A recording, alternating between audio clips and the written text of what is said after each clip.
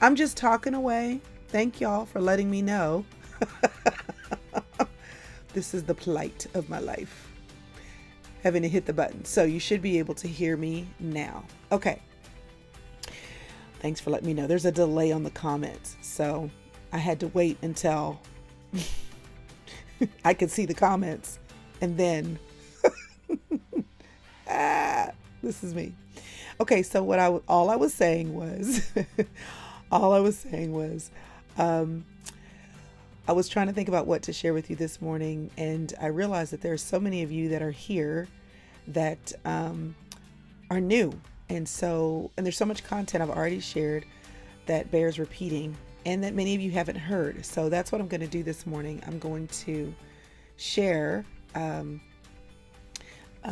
some content with you that's from last January.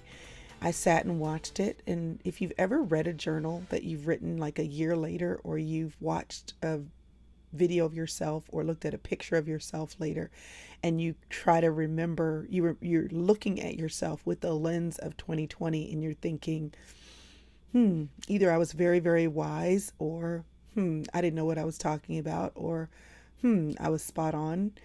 And so this video I'm going to share with you, I've watched it and I thought this was spot on. It bears repeating. So what I'm going to do is roll tape in just a minute and let you all enjoy that, because many of you I know didn't watch it. I know you didn't. A few things I want to tell you about first. Okay, so I will be hosting another Coffee with Crystal in January. What I'm going to share with you today is a Coffee with Crystal. It was an event I held last year. It was free, but you had to register for it. I'll be doing that again on Saturday, January the 2nd. So mark your calendar and make sure you're on my email list. How do you do that? Just go to crystalevanshurst.com, and right below the picture, drop your email in. And that way, when I send an email out telling you about what you've missed or about what I want you to be a part of, you'll always be in the know. That's the way to make sure that you're always in the know. I also want to make sure that you are subscribed to my YouTube channel if that's where you're watching, or that you have notifications turned on Facebook if that's where you're watching. So that way, whenever I go live, you'll know. You'll get a notification. And I don't go live every day, so it won't be driving you crazy. Last year at Coffee with Crystal, I recorded a few weeks after losing my mom, and so it was also right before the start of the 90-day journey in the inner circle. And so the frame of reference for those two things in my life came. Tanya Richardson said, "Good morning. I had to check and make sure, I had to check if you were in my closet." But it came right between those two things. And so the frame of reference is perfect for right now, because that's where we are right now, still after the loss of my mother, a year having had to reflect, coming around to the anniversary of her passing, and also gearing up again for the next 90 days. And we're really excited about it. Every time, y'all, we do these journeys and these experiences, great team of girls who make it new and fresh and different. So if you have been thinking about joining the inner circle, it's about to be a good time. The doors will open on January the 1st. They'll close on January the 4th, and they'll stay that way until the end of the first quarter, beginning of the second quarter. You can join the inner circle anytime by going to crystalevanshurst.com/inner circle. You can always get bonus material, always get things I share behind the scenes, and then always get first dibs at joining the higher tiers of the inner circle, where we do all the journeys and experiences and all the extra content and all the extra teaching and all the extra access. So inner circle is my way of supporting what I do, the team that works for what we do, and it's also my way to give people more material that want it, who want to do the work. So go to crystalevanshurst.com/inner circle if you're interested in learning more. We'd be interested in getting to know you better too. I also want to let you know that my last book, 28 Days of Prayer, is 50% off through January the 15th, both the book and the Bible study at churchsource.com. That's churchsource.com. So if you hadn't gotten it yet, or you hadn't gotten the Bible study yet, I want to encourage you to go to Church Source and grab it. And then come back to crystalevanshurst.com/pray and drop your email in saying you've got it, because there are, while all the pre-order bonuses aren't available, the audio prayers, me praying over you and for you, those are. So be sure to check out those two things. So give me your email, crystalevanshurst.com, join the inner circle, or put it on your calendar to do so for January the 1st, crystalevanshurst.com/inner circle, and then crystalevanshurst.com /pray to tell me that you bought the book at churchsource.com. I know it's a lot of different links, but hopefully you're served in that way. Okay, so and mark your calendar for January the 2nd, the Coffee with Crystal. All right, so y'all, here's the bottom line. The bottom line is I've been trying to finish a book. I've got a book deadline that I'm working really, really hard to meet. And the book is about letting yourself off the hook and forgiving yourself and learning how to live free, because I'm so surprised at the chains that we allow to keep us from moving forward. And sometimes, while the chain itself is gone, the residue of the chain is not, and we still act like the chains are there.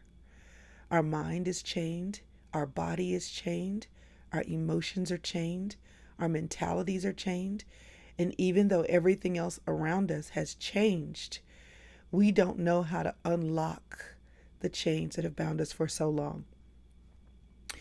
And I think one of the reasons why it's so hard to write is because sometimes it's not until you look for the chains that you realize how many are still there. I want to tell you that this journey of living life well requires you to look at your life.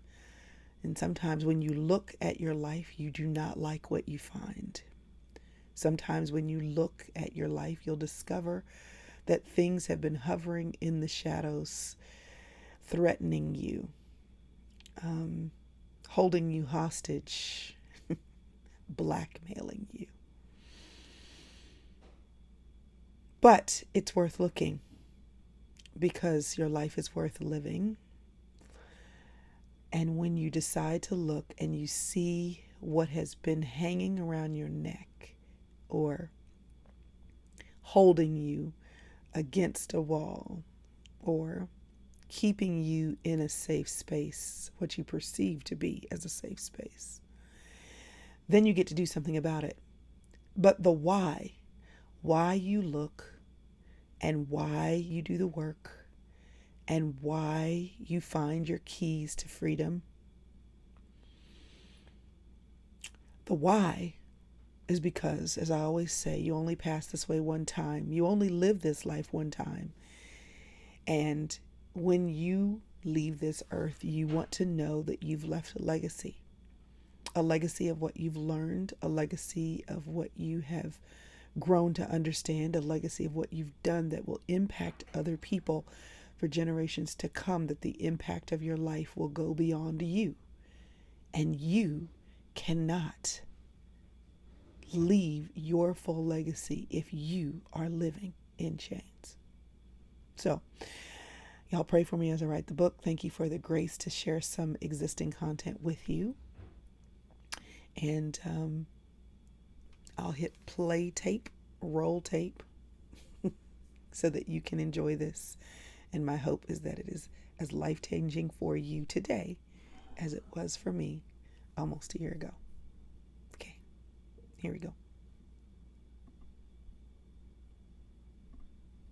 I'm glad that you're here. I really am. And I hope you have your fuzzy socks on. I have mine on. I know I look non-fuzzy, like situationally on the top, but trust me, because y'all know that I only like to wear clothes where I feel like I'm in pajamas, and that's exactly how I feel. And I do actually have some zebra striped fuzzy socks on, and I do have my cup. So I'm ready to go. I'd love to know, because some of y'all have already been sharing, if you'd like to share where you're from, but I also want to know what you're drinking. That's what I want to know. I want to know what you're drinking. Coffee, tea, soda, water with lemon, juice, hot chocolate, anything. What are you drinking? I'd love to see what you have going on. So while you're sharing that information, I want to tell you a little bit about what Coffee with Crystal is. Um, what it has been in the past, we've done it, I think, 3 years at least now, is me renting out a coffee shop in Dallas because I get to go to a lot of places and I get to speak and I get to talk and share, encourage, all of the things. But I don't do it all the time where I live.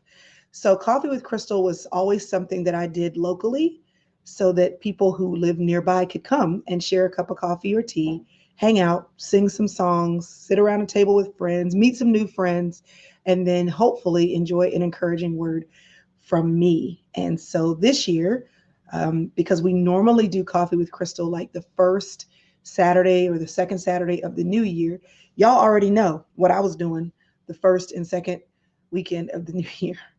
Um, and, that it wasn't going to happen. And then I thought, actually, someone else suggested it. Why don't you just do it virtually?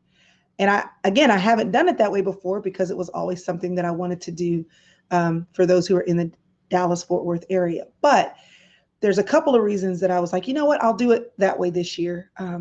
One is because of the stuff we've been going through as a family and just wanting to do what we needed to do, of course.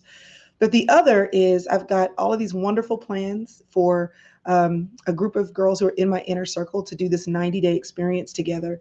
And I honestly, because um, as much as I'm looking forward to that and I'm looking forward to that intimate experience, I was like, oh, but I kind of want to, there's some of the stuff that I want to share that I'm planning to share with them. There's a little piece of that I would really love to share with everybody. So if you've listened to the podcast, you know a little bit of that. And kicking off the year with this experience first allows me just in an evening where we get to hang out together to share some of the things that I really am burdened to share with as many people as I can. So some of y'all are live tonight, and I know many of you will be watching this, after the live is over when the replay is going on.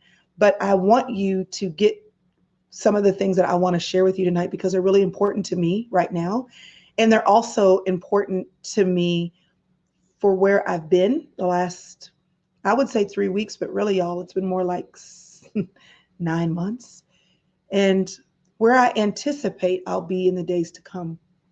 Um, we are, as a family, very grateful for you. We're grateful for your prayers. We're grateful for your cards, your concern, the phone calls, the texts.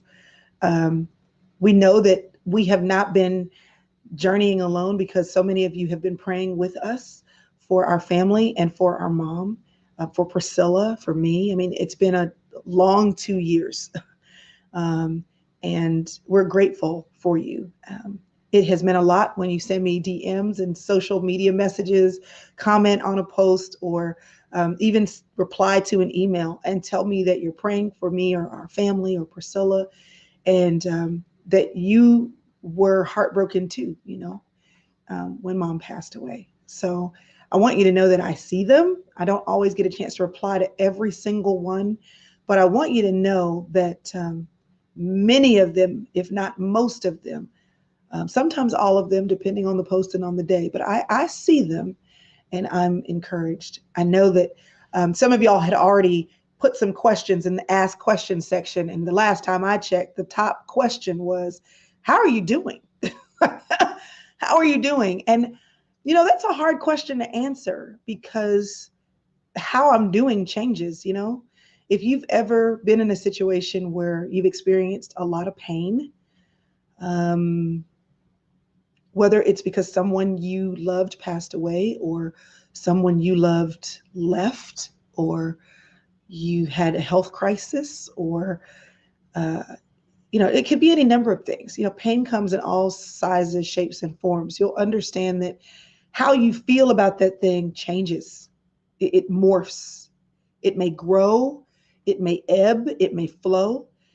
And what I've learned from past painful situations is that the best thing to do is feel your way through, and that there is really and truly often no other way out but through. So that's what I'm doing. That's what we're all doing. We're checking on each other every day, multiple times a day. And Even during the day, different times of the day, we're doing differently. And we're all okay with that. Um, I am a compartmentalizer, so I'm probably either flooded with tears and unable to function, or I'm highly functioning, able to kind of set some stuff aside. Most of the time in the middle, I don't really live there. I'm kind of an extreme person, but I'm trying to do a better job of that. And as I move through the grocery store line, if something I see reminds me of my mom and my tears well up, to just let them fall, I can keep going and have a feeling moment at the same time. So that's a learning experience for me. But I wanted to be honest about how I feel. So I do have words. I have words because I had to think about them in advance. I wouldn't fumble my way through this, right? I have 3 words, 3 plus an extra one. So if I had to describe, and I've said this to friends, if I had to describe how I feel, the first emotion would be disappointment. Disappointing. It's disappointing when you're hoping and then what you're hoping for doesn't happen. So I'd be lying if I didn't say I was disappointed. And as much as we can talk about and believe that God ultimately knows what he's doing, doesn't mean that we're not disappointed if he doesn't do what we ask him to do. So there is that. Um, and I'm disappointed because I've heard my mother say a million times, I mean, not just in this last year, like for a long time, she always said, my goal is to live longer than my mother. And my grandmother lived until she was 97. So to know that that was a desire of hers that we heard her share, that's disappointing, because I know that that's something that she wanted and she told us. So it's disappointing for me and disappointing for her. The second emotion I would share, I've been trying to find one word that could substitute for the word anger. Because angry sounds red, it sounds hot, it sounds, closed fisted, and that's not quite the temperature of what I'm talking about. And so for that one word, I had a few others: upset, irritated, annoyed, bothered.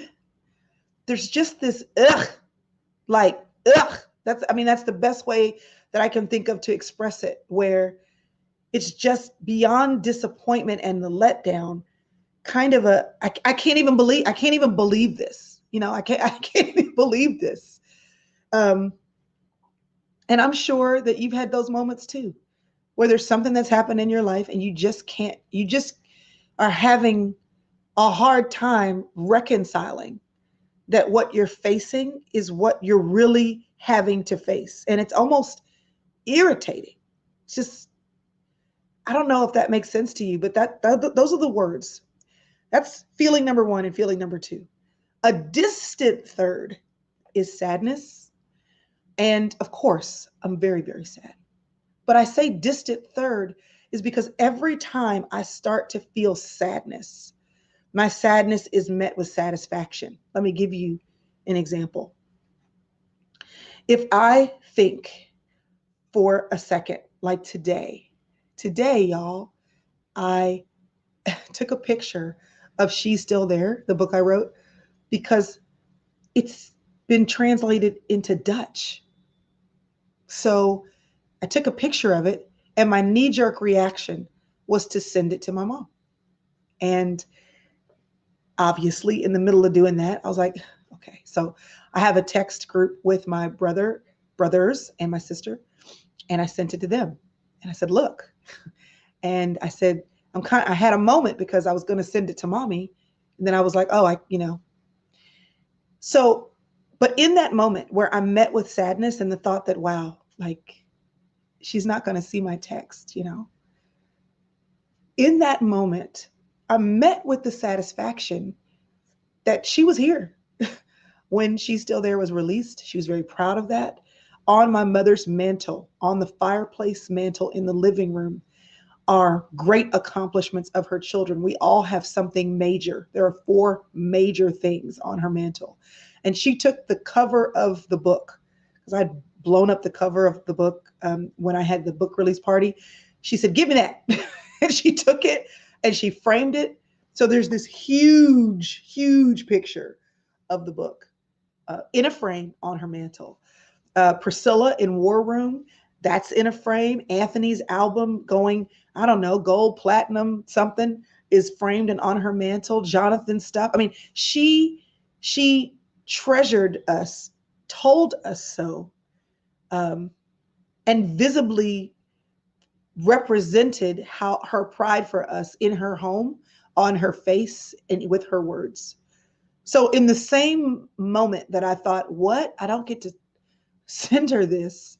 In the very same moment, I was like, but she was here. She was here for it.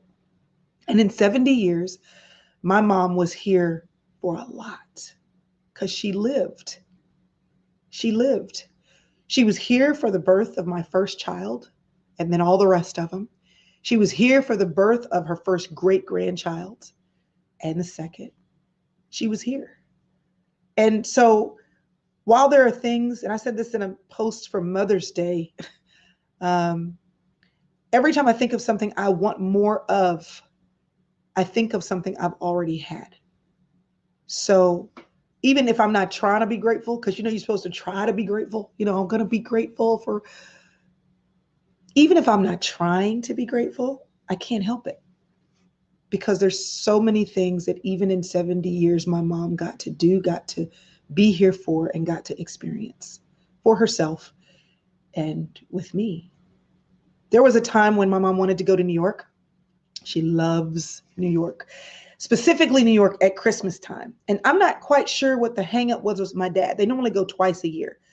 And this Christmas time, I think the week before Christmas, something was going on with his schedule. So she was like, do you want to go? It's like, sure. You paying for me? Absolutely.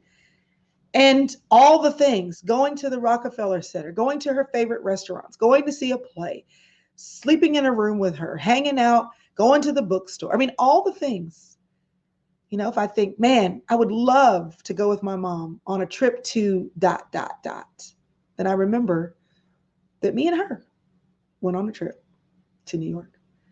And that's one of many, many, many, many trips I've been on with her, with my family.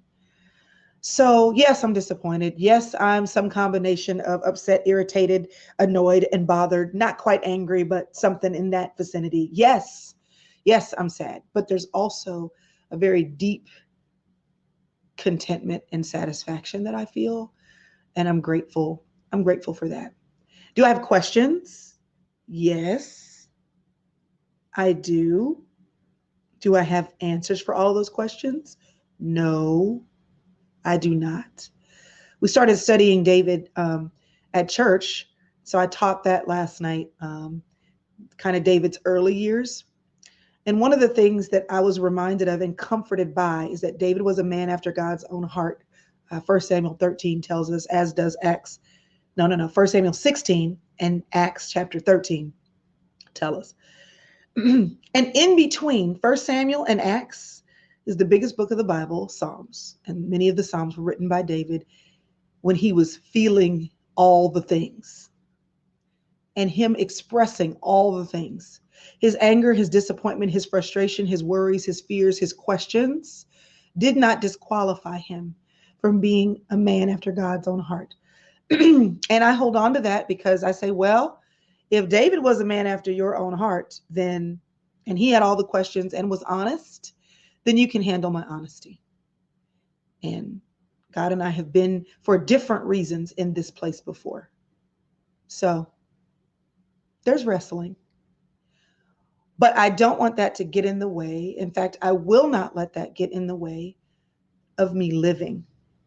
And one of the things my mom said to all of us when she first got sick is, if in any way this is a ploy of the enemy to distract y'all from doing what you're supposed to be doing, he can't win. He can't win. So, see me compartmentalizing? So, I want you to know that me doing Coffee with Crystal and sharing some things with you tonight is also me being responsible and honoring my mom. because even when we did the Sister Circle retreat and I was trying to figure out, okay, we just launched it. We talked about it. People are registering. What do I do? My mom just told me she's sick. She looked at me and she said, move forward. So even tonight, I'm moving forward. Many of y'all want to know about Priscilla, and she's doing great. Um, Great in the, I just had a major part of my lungs removed, great, but she really is doing great. The doctors are pleased. She's feeling better and more like herself every day. So thank you for your prayers for her too. Um, we've had some fun, me being in the bed with her, because I was like, move over, open up your laptop. What thing are we going to veg out on Netflix? And we just been in the bed, which has been good. It's been good because she needed to be there. And because honestly, with everything that's gone on with us the last few months, we both just needed to be in the bed. So we've had a lot of good sister time. But I know she would want me to tell you that she's doing well. My dad is doing okay. There's no way out but through. And as much as we want to babysit him every single night, we cannot. He doesn't want us to. We have children, we have family. So he's doing okay. We're all doing okay. But I'm here tonight because I wanted to do what I'm supposed to do. And forever, from even when I was a little girl on the playground, um, at the elementary school down the street, I was always the girl who was trying to get everybody to be friends, always trying to get everybody to help each other out, always trying to get everybody to see the other side and say, listen, y'all, if we would just talk, if we would just look at each other, if we would just pay attention to each other, things would be so much better. And here I am in my 40s saying the same thing. Y'all, we're just better together. So that's why I invited a bunch of y'all to join me tonight. So here's what I want to talk to you about. I want to run through, and not really run through, but there's a whole podcast, 3 podcasts about these 8 principles that I was thinking about as it relates to legacy. But I wanted to more personally tonight express to you what that looks like for me, how I see it, what it's looked like in the past as I've watched my mom, and then what my challenges are with that. And then tell you what are some of the things I'm practically thinking about for this year. So take a sip of your coffee or your tea, whatever you got there. If it's not something coffee, tea-ish, juice-ish, hot chocolate-ish, it's whatever works for you. Just make sure you can stay awake. Okay, y'all. The first thing is love. So from podcast number 1, there were 3 things. It was love, release, and keep going. I was talking about what does it take to live with legacy in mind. And now these 8 things that I was sharing with y'all are not an exhaustive list. Legacy is made up of a lot of good stuff. These were just things that came to me. If I was going to spend a year talking about legacy, I probably could. But what does the Bible say? The greatest of these is love. And when I looked at 1 Corinthians, I was like, what is love? Let me remind myself. One of the scriptures in there, verse 7 says, it bears all things, believes all things, it hopes all things, and endures all things. And when I think about my mom, each one of those words is true. If you watched the funeral, you heard me talk about how she saw me. She saw all of her children. She saw people. And over again, before the funeral, after the funeral, online, in cards, that's what I keep hearing, that she had the space and the time to look you in the eye and see you. Now, the challenge that many of us have with that is time. Like somebody wants to have a long drawn out conversation with you and you're thinking about the things you have to do, or one of your kids wants to cuddle in the very same second that you just want to be by yourself, or that friend calls you and right as you're in the middle of your show and they've been going through something and you're thinking, okay, but I'll call them later. And really them feeling seen, or your child feeling seen, or a friend feeling seen, your spouse feeling seen, is that you have the bandwidth to look them in the eye and give them some time. So for me, that made me feel loved by my mom, is that she had margin. Now, she didn't always have the same kind of margin, in the last 20 years, in the last 40 years that she's had in the last 20. In the last 10, she slowed down a whole lot, made some conscious decisions, intentional decisions to leave more margin. But even in the busy times, I just felt seen. And that made me feel loved. I'll never forget Toni Morrison was in an interview with Oprah. I was watching something somewhere sometime. And she just said it dawned on her what her face must look like to the child that came in the room, hoping that her face would say, I'm glad you're here. She watched a child come through the door and watched the child's face change in response to her own. And she realized what she was showing in her face was, ugh. And the child's face went, what would it look like if my face always exhibited how I actually feel about the people that are in my life, in the best way? That even the people who I'm struggling with, struggling to love, that if something horrible were to happen to them or some bad news I would hear, that deep thing would come up. I'd be like, oh, but the care and concern, I want that to be at the level. And in order for that to be at a level where people will see it and feel it, I have to have the margin to do so. It's an effort. So that's the challenge, is time. And so one of the things that I wrote down last year, actually, y'all know there's a whole planner and everything, but before the planner, there was a spiral notebook. Before the spiral notebook, there were copies of white sheet paper from the printer. And I would just write down the things that I'm working on, right? And so I wrote down, say I love you. It's not deep. I just said, say I love you. And it was a box to check every day.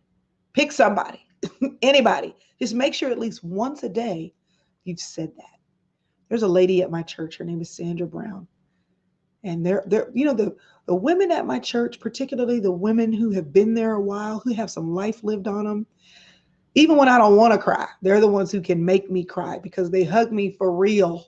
You know what I mean? It's not that passive, we're praying for you. It's that good mama bear kind of thing. And Sandra Brown, she used to be the headmistress of our school.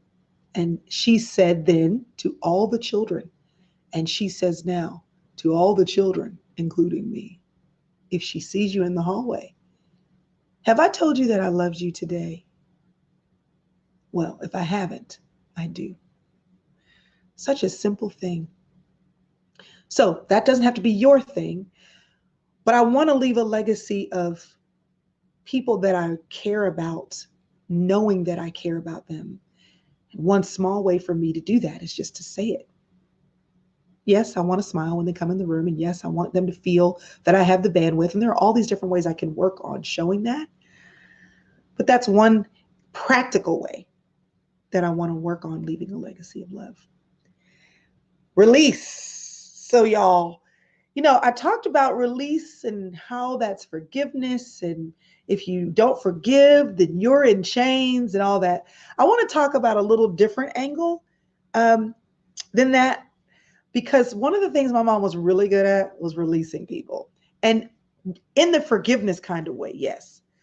But I also mean in the, the season for our friendship, the season for our work relationship, the season for us being at the same church. That season is past.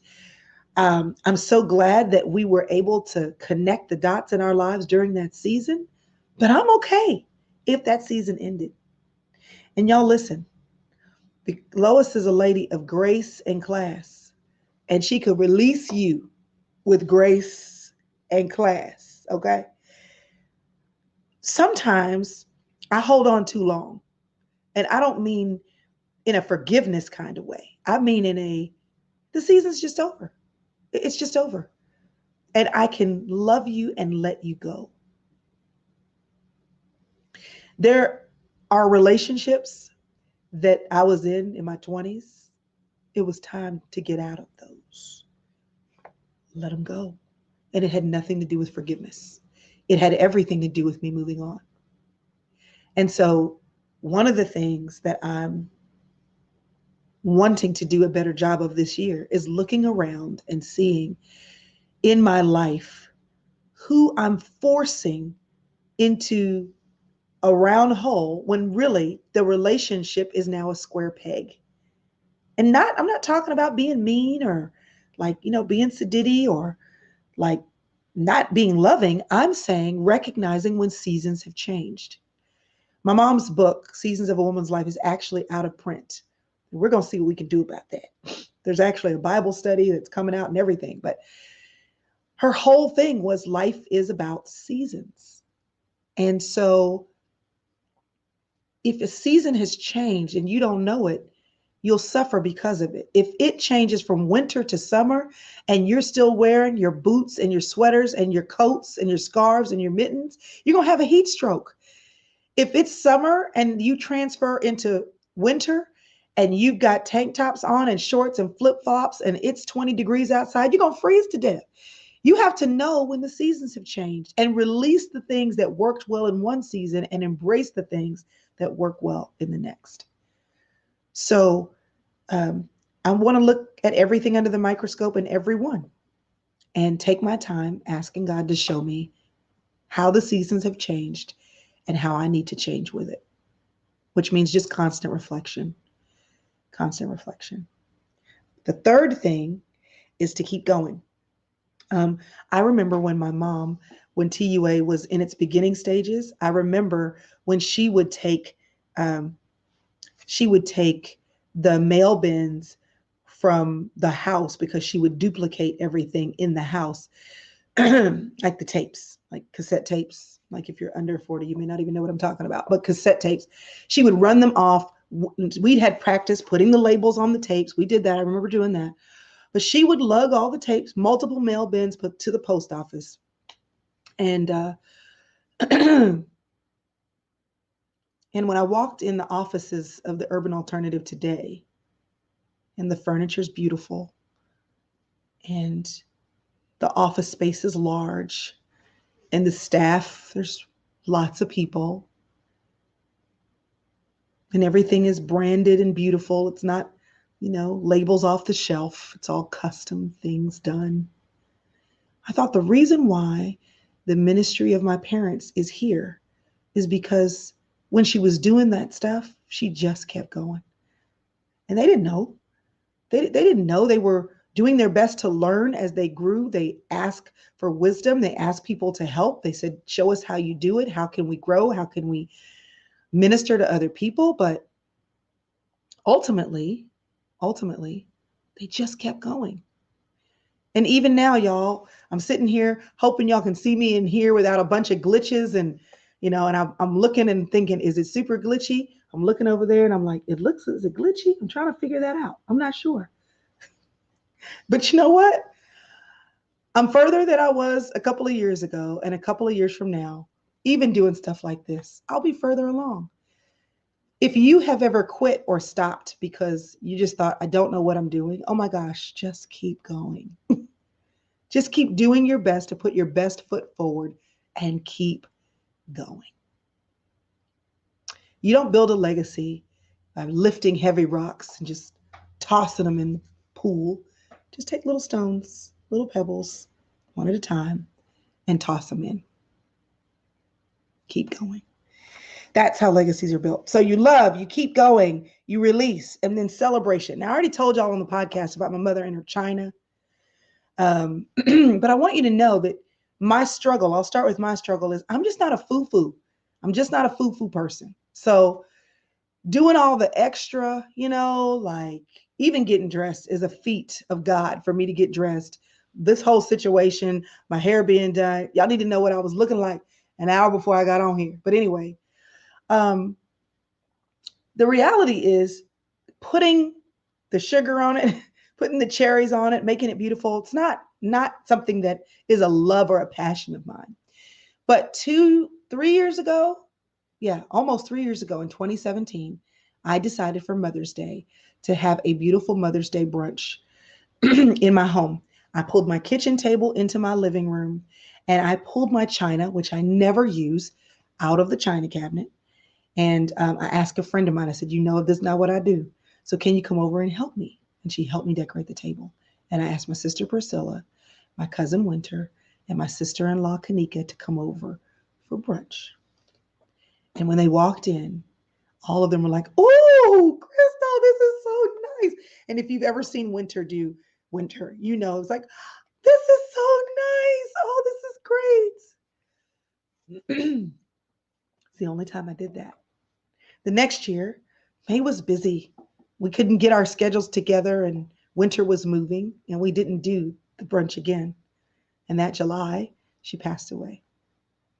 So the one year that I pulled out the china and celebrated women in my life who are mothers, it was worth the celebration. So my mother has given me and my sister, my daughters, she's given us pictures of what it looks like to pull the china out. And what I've learned is it's worth the effort to celebrate. I know that the parties are a lot of work. I know that it's a lot of work to send the cards. I understand that, putting the extra effort in and making the space on the calendar. And I understand. And I'm not saying celebration always has to be done the same way. What I'm saying is marking your life by remembering intentionally your special moments. That's the stuff life is made of. It's the pegs that you hang your memory bank on. And that's how you build legacy. Legacy for us is that every Christmas we had a big breakfast and a big dinner, and my mom did it all on the china. We still don't know how she did all the cooking for Christmas Day for 20, 30 people every year. Celebration. So you call the friend, and it doesn't matter if you're decor challenged. It doesn't matter. Even if you light a candle at the table because you're at the table by yourself, you get the promotion, take yourself to dinner or come home, fix yourself dinner and light the candle and treat yourself. Because why not? Why not? If you have a family, okay, eat on the paper plates. But every now and then, maybe you pull out your wine glasses or your special tea glasses and put some sparkling apple cider and then have everybody toast to whatever the best thing that's happened that day is. Celebrate. Cultivation. Well, cultivating means, think about plants in a garden and you just stir things up. You have to take care of the soil. You have to take care of the seeds. If you've ever gardened and you know that you toss seeds out after a while, you've got to go and thin out the plants, the seedlings as they pop through the ground, because if there are too many, they'll choke each other out. Growing things takes attentiveness. And most of the time, we're too busy doing things to actually cultivate the things that matter. My friend Laura Casey talks a lot about that. And many of y'all know about her because she's got her planner and Cultivate conference and making things happen. I mean, all these things that she's really good at what she does. But in a book I read, she talked a lot about a garden. And she just said sometimes the long road is the best road. In fact, many times, most times it is. Because if you rush it, it won't be good. We're all trying to eat healthy. We go to the grocery store, stuff is genetically modified. And so some of us are trying to buy the organic. Some of us can't afford the organic. But the point is, we know that the organic is better because the stuff that's grown in a factory under artificial lights just ain't the best stuff. Taking the time to cultivate your life, the soil of your life, your mind, your heart, your joy, that's how you cultivate the soul and of you. So what does it mean for me to cultivate joy? Oh, well, see, that part in some ways I have down. I know how to light my candles. I know how to have my special drink, I know how to put on my fuzzy socks and my great pajamas. I mean, those are things I know. I know how to treat myself to a massage. I know how to tell my husband, listen, next time we'll go out on a date, but tonight I'm on the way home and I'm going to stop and have some papados by my doggone self. But on my way home, can I pick you something up? I know how to do that. I never forget my mother on that doggone cruise ship by herself. I'll never forget that. So I do know somewhat how to cultivate the things I enjoy. But I will tell you that there are things that I've let go. One of those things is reading. I love reading. I love getting lost in a book. And it's not that I don't read, but I read for information. I'm always trying to figure something out. How do I get this crowdcast to work and get my convert kit situated? And how can I put my messages together? And okay, now how do I make this app work? And I've got kids I'm homeschooling, and I'm trying to learn how to develop my business practices. Got new interns coming on. How can I develop a team? Like, and I love learning that stuff too. Actually, I love learning that stuff, building, growing business stuff. I love it. But then I had to tell myself, when's the last time you just read a book for fun, to get lost in a story? When is the last time you learned something that wasn't for work? Just because you wanted to know more about the world. So that's one of my goals for this year, is to read more, however I can get it in. Read the book in my hand, read it on my iPad, listen to it on audiobook, however I can get it in, but read for pleasure. Cultivating the soil of your life is more than just the stuff that you gotta do, even if you enjoy doing it. It's about you. And I told the pastor of worship at our church that I will be showing up for praise team rehearsal. I was like, you don't have to put me in the schedule. My schedule, I'm speaking this spring. I'm about to be getting on and off a plane, but that's where I'm supposed to be, because I'm alive when I'm singing. What makes you feel alive? And are you doing more of that? My mom once said on a podcast episode about Christmas, that Christmas should be an overflow of you. Like, do you, and just let the enjoyment of the season, whatever that means for you, overflow. And I want you to know that when you cultivate you, even if it's stuff that's unrelated to the big rocks in your life, then you bring an overflow of you to everything. And that's how you reinforce the depth at which the legacy you leave will be filled. My mom's legacy of being a classy lady is because she enjoyed that. She enjoyed that. She enjoyed shopping and looking ridiculously beautiful and put together. She enjoyed that. And you know what? I don't. So I'm not going to try to copy that. I'm going to do me and be dressed and look decent. But I'll tell you what I love doing. I love doing this. This is an overflow of me. I love taking friends to coffee at 5 a.m.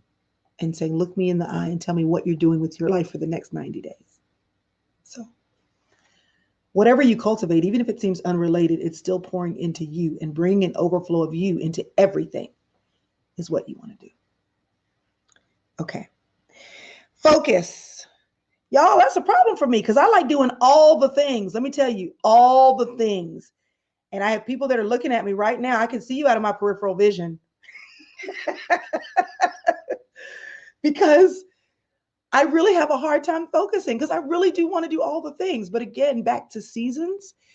Even if you have multiple things that you want to do in your life, trying to do them all at the same time isn't productive. I read somewhere, and if I could put my hands on that article, I would. I have searched high and low for it. I cannot find it. But I know that I read an article where Jennifer Hudson, after she was on American Idol, was telling the story about how she couldn't decide what she wanted to do. She was like, Mama, I can't decide. And she was talking to her grandmother. Mama, I can't decide what I want to do. I want to sing. I want to act. I want to do this. And her grandmother said to her, girl, you're going to have to pick one. And she said, but I can't pick one. She said, you're going to have to pick one. She said, but here's the thing. If you will pick one thing and do that one thing well, it will open the doors for all the other things. So she tried out for American Idol, focused on her one thing, and then she's doing all the other things. You're going to have to say no. That's, my mom was a very good no person, very focused, ministry, family, my dad, her children. And she could say no like nobody's business. Really gracefully, That is so wonderful. I would love to be a part. Unfortunately, this time I'm just not going to, but she learned how to give. She didn't coin this, I coined this, but I want to show you how she did it. She would give a no, but in a spirit of a yes. She would say, I know that this is going to be so wonderful, and I wish I could be there, but I tell you what, let me tell you who can be there and who can do the very thing that you're asking me to do. And they'll be so great. And by the time you left her presence, you were like, she said yes, but she had said no. You just missed it. Focus means you're going to have to say no. And honestly, right now, I'm even looking at things in my life. Okay, it's too much going on. Like, what's going to wait? Because let me tell you something, y'all. My mother died on December the 30th. And the next morning, it's New Year's Eve, but still, business was open. The world kept going. So if you don't do the things that are important, if you don't focus on the things that really matter to you and for God's plan for you, to the people that you really love, you'll run out of time and the world will just keep going. All the things you thought you had to do, they'll keep doing without you. So what are the things that only you can do? Lisa Turkhurst told me that one time.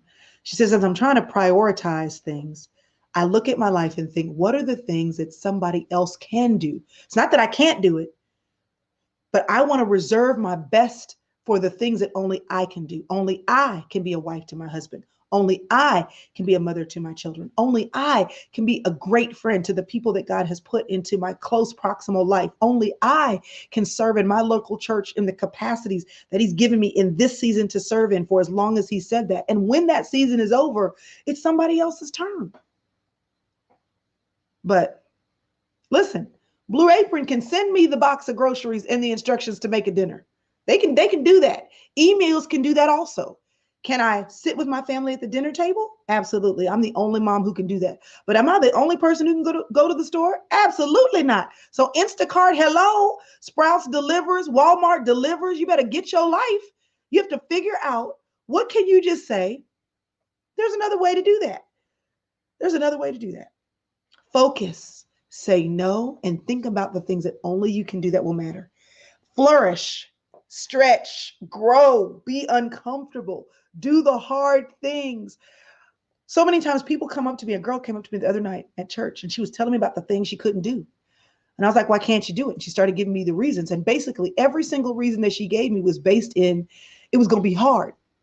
And I looked at her and I said, you know what though? You do realize that in order to get to where you're trying to go, you're going to have to do hard things. I actually have this book for my boys. I've made all of my kids read it. Mean homeschool mom. It's called Do Hard Things. That's what it's called. It was written by two twin high school boys when they were 18. And I made them read it because they're telling them about how how people assume that teenagers can't do nothing but lay around and waste money and waste time. And they were like, no, who told you that? Most of the people who've accomplished great things, who we know of because of history books, were doing major things when they were 16. And I've made all my kids read it. And so then when they start to cop out on me and say dumb stuff, I say, you can do hard things. In order for you to flourish, not just grow, not just break ground, not just exist, but to flourish, you're going to have to look up just like the flowers look toward the sun and stretch. Let's do a little more. Go a little further. Priscilla walking around her house, the doctor's like, you got to walk around, you got to walk around. Everything is about stretching her lung capacity, right? So she would get up and walk. And the first time I was like, are you kidding me? I have to get out of the bed. And that was like, this big thing. But then the next time she went a little further. And then the next time she went out the door and down the hall. Then the next time she walked the whole floor of the hospital, the whole floor of the hospital she was in. And then she's got that little, whatever you call it. It's not speedometer, but it rhymes with that. It's a little thing and you blow in it. And as you inhale, it shows you how much air you're getting in there. Okay. And then she had this much. And she was like, this is so sad. I'm a runner, I exercise or whatever. I took advantage of that moment to take it from her and inhale and show her how much I could do. Because this is probably the only time that I'll be able to beat her lung capacity. I mean, there's a whole story there with her lung capacity, but I'll let her tell you that. Anyway, my point is, every day, the amount of capacity that she has in her lungs is increasing. Why? Because she's making the effort to inhale. She's making the effort to go further than she did yesterday. She's stretching every day. Is it comfortable? No. Does it feel good? No. but she's doing it. And every day she gets better. You're going to have to stretch out of your comfort zone in order to leave a legacy. And I'm doing that. And I'll tell you a little bit more about that in just a minute, how I'm stretching out of my comfort zone. And then the last thing is to finish. I mean, y'all have heard me talk about my situation with running a million times. It's and she's still there. It's on all the podcasts. The bottom line is, y'all, we all get tired. That's what I'm trying to tell you. I don't think I've told this story. I did run a half marathon when I was pregnant with my middle son. I was 6.5 months pregnant. Don't even comment. I don't even want to see your thoughts. But I was 6.5 months pregnant and I ran this half marathon. Now I'm getting bigger. The race is getting longer.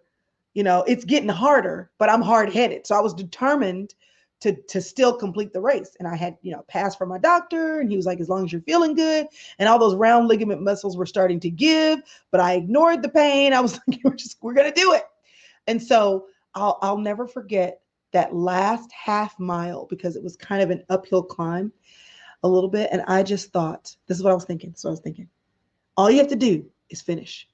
All you have to do is finish. All you have to do is finish. All you have to do is finish. You don't have to win. You don't have to be first. You don't have to medal. You just got to finish. Because if you finish knowing what you had to carry, you'll be satisfied. You got to finish the thing that will leave you satisfied. You don't have to be first. You don't have to always win the medal. You don't have to always be on display. You have to do your best knowing what you carry and finish.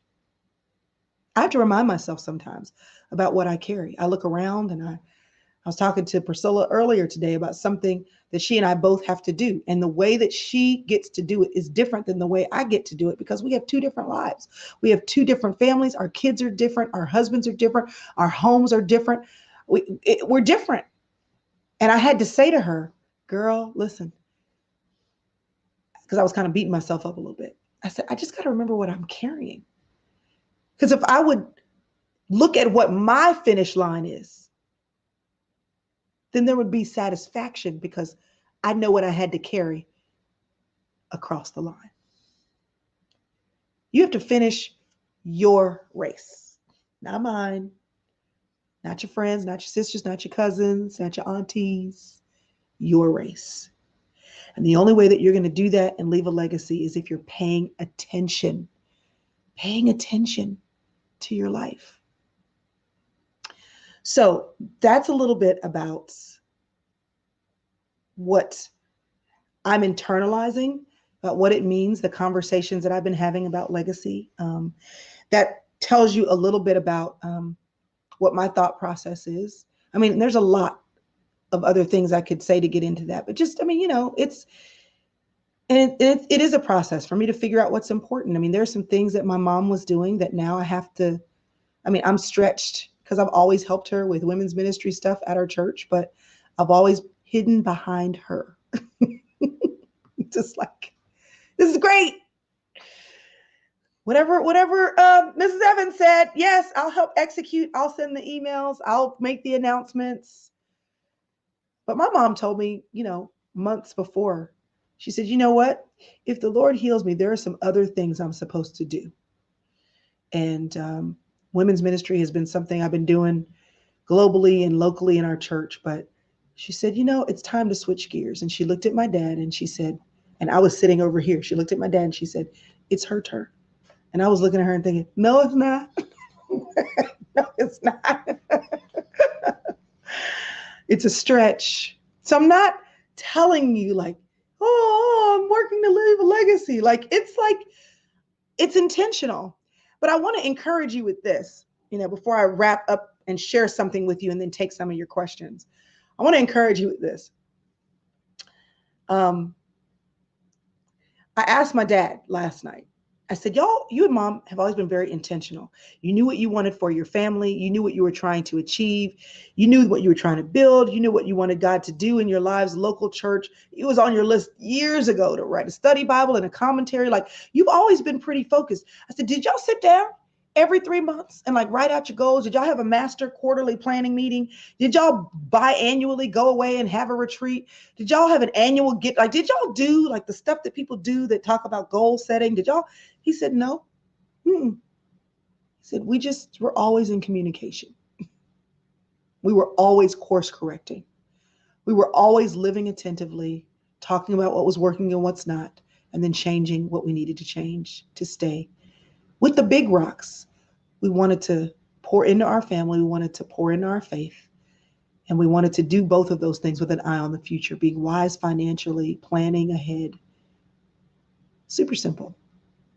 So, for all of you planner junkies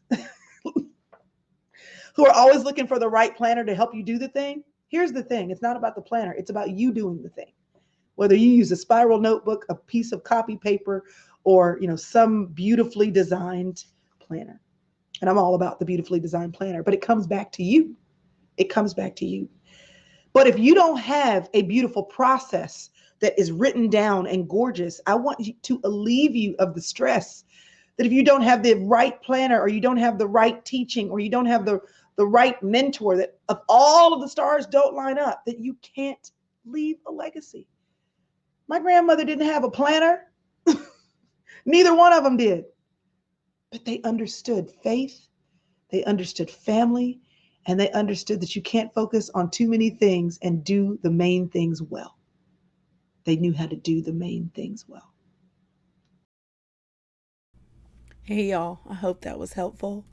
I hope you are mindful of the fact that you have to live your legacy by finishing your race, and that at the end of the day, that you have to pay attention to what you're carrying and what God has asked you to do, and then make sure you do it one step at a time. I'll see you next Monday. And between now and then, make sure you're on my email list. So anything else I need to tell you about that's coming, because there is stuff coming, that you get the details. Have a great week. Bye.